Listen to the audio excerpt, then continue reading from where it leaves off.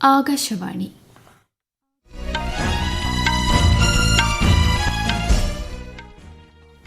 നമസ്കാരം. വാർത്തകൾ വായിക്കുന്നത് കൃഷ്ണ.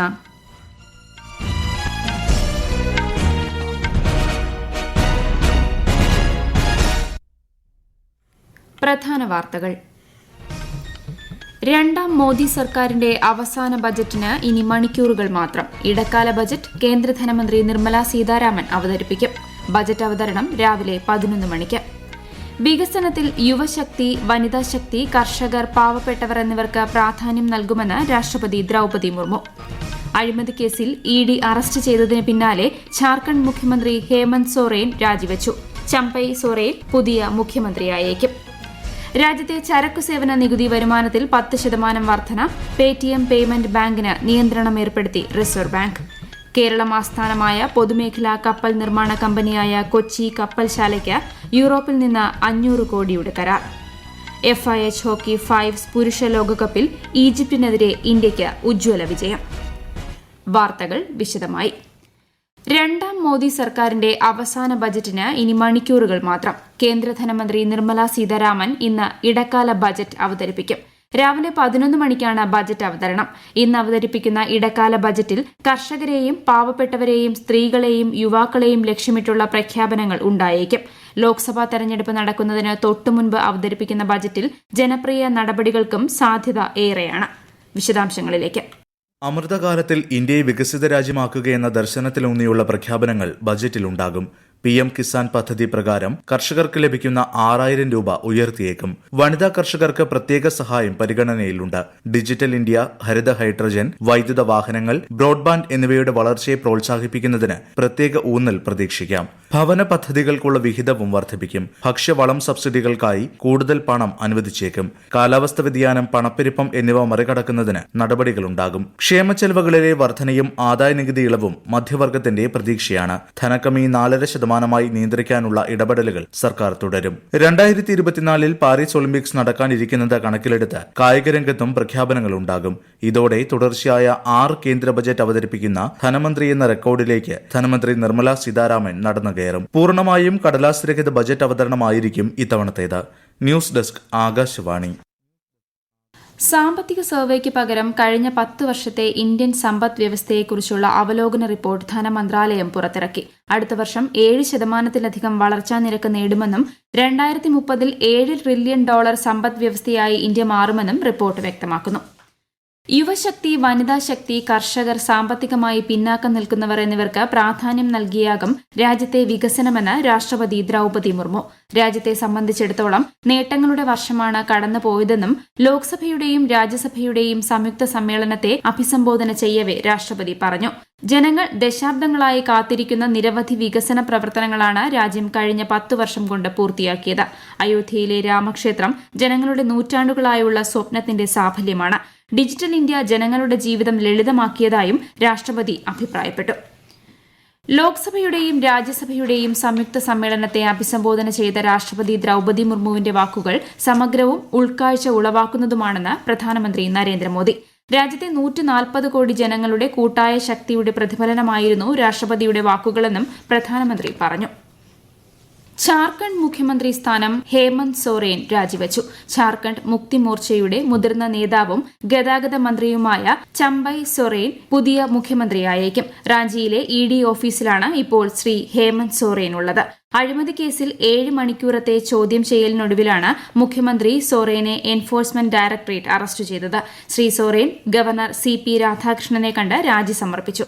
അറസ്റ്റിൽ പ്രതിഷേധിച്ച് ഝാർഖണ്ഡ് മുക്തി മോർച്ച ഇന്ന് സംസ്ഥാനത്ത് ബന്ദ് പ്രഖ്യാപിച്ചിട്ടുണ്ട്.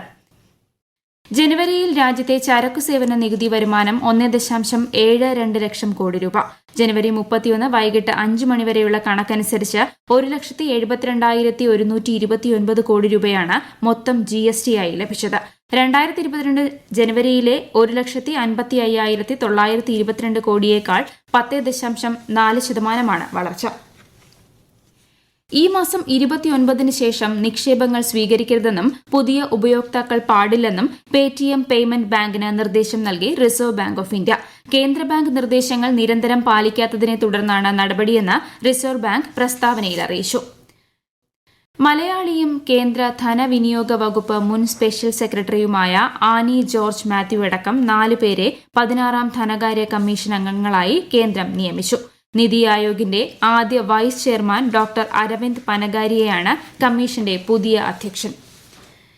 ഈ വാർത്തകൾ ആകാശവാണിയിൽ നിന്ന്. കേരളം ആസ്ഥാനമായുള്ള കേന്ദ്ര പൊതുമേഖലാ കപ്പൽ നിർമ്മാണ കമ്പനിയായ കൊച്ചി കപ്പൽശാലയ്ക്ക് യൂറോപ്പിൽ നിന്ന് പുതിയ ഓർഡർ. സമുദ്രത്തിൽ പ്രവർത്തിക്കുന്ന സർവീസ് ഓപ്പറേഷൻ വെസൽ വിഭാഗത്തിൽപ്പെടുന്ന ഹൈബ്രിഡ് കപ്പലാണ് കൊച്ചി കപ്പൽശാല നിർമ്മിച്ചു നൽകുക. സമുദ്രമേഖലയിൽ നിലയുറപ്പിച്ച് കാറ്റിൽ നിന്ന് വൈദ്യുതി ഉൽപ്പാദിപ്പിക്കുന്നതിനാണ് ഈ കപ്പൽ ഉപയോഗിക്കുക. 500 കോടി രൂപയുടേതാണ് കരാർ. കൂടാതെ മറ്റൊരു കപ്പൽ കൂടി നിർമ്മിച്ചു നൽകാനും കരാറിൽ വ്യവസ്ഥയുണ്ട്. കേരള നിയമസഭയിൽ ഗവർണറുടെ നയപ്രഖ്യാപനത്തിന്മേലുള്ള നന്ദി പ്രമേയ ചർച്ച പൂർത്തിയായി. 3 ദിവസം നീണ്ട ചർച്ചയാണ് ഇന്നലെ സമാപിച്ചത്. കേന്ദ്ര സമീപനം സാമ്പത്തിക ഉപരോധത്തിന്റെ രൂപത്തിൽ കേരളത്തെ പ്രതിസന്ധിയിലാക്കുന്നതായി മുഖ്യമന്ത്രി പിണറായി വിജയൻ ചർച്ചയ്ക്ക് മറുപടിയായി പറഞ്ഞു. വിശദാംശങ്ങളിലേക്ക്. സംസ്ഥാന താൽപര്യങ്ങളെ കേന്ദ്ര സർക്കാരും പ്രതിപക്ഷവും കൈയൊഴിയുന്നതായും മുഖ്യമന്ത്രി ആരോപിച്ചു. എന്നാൽ ഗവർണറുടെ നടപടിക്കെതിരെ പ്രതിപക്ഷം ശക്തമായ നിലപാടാണ് സ്വീകരിച്ചിട്ടുള്ളതെന്ന് പറഞ്ഞ പ്രതിപക്ഷ നേതാവ് വി ഡി സതീശൻ സംസ്ഥാനത്ത് കാർഷിക മേഖല ഉൾപ്പെടെ പല മേഖലകളും തകർച്ചയിലാണെന്നും ഉന്നത വിദ്യാഭ്യാസത്തിനായി വിദ്യാർത്ഥികൾ കേരളം വിടുന്നത് സർക്കാർ ഗൌരവമായി കാണണമെന്നും അഭിപ്രായപ്പെട്ടു. റബ്ബറിന്റെ വില തകർച്ചയും റബ്ബർ കർഷകർ നേരിടുന്ന പ്രതിസന്ധിയും ചൂണ്ടിക്കാട്ടുന്ന അടിയന്തര പ്രമേയത്തിന് അവതരണാനുമതി നിഷേധിച്ചതിൽ പ്രതിഷേധിച്ച് പ്രതിപക്ഷം വാക്കൌട്ട് നടത്തിയിരുന്നു.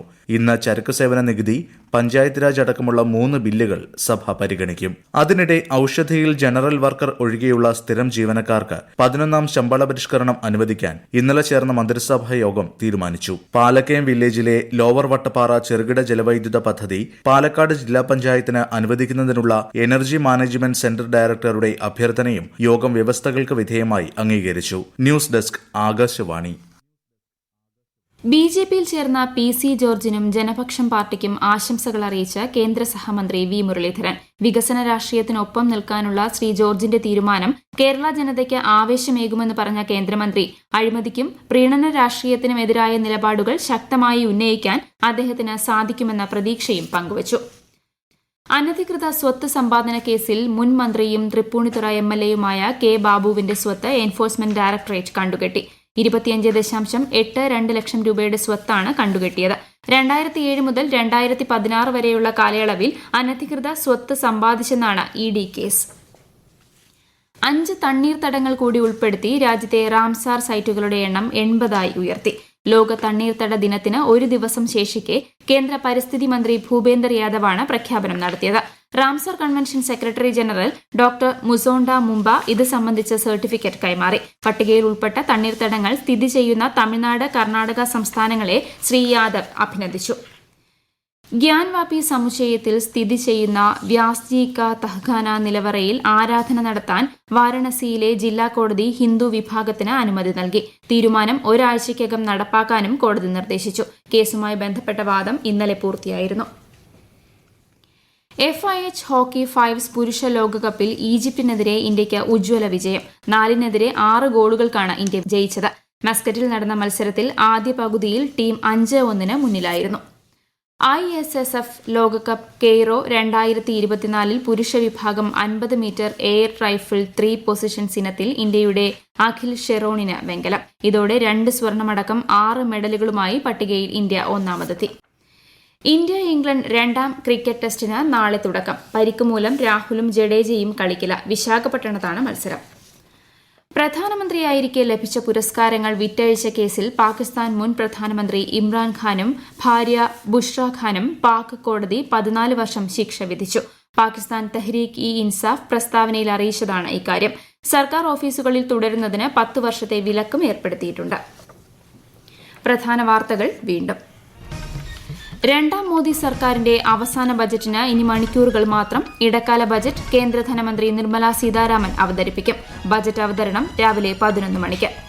വികസനത്തിൽ യുവശക്തി, വനിതാശക്തി, കർഷകർ, പാവപ്പെട്ടവർ എന്നിവർക്ക് പ്രാധാന്യം നൽകുമെന്ന് രാഷ്ട്രപതി ദ്രൌപദി മുർമു.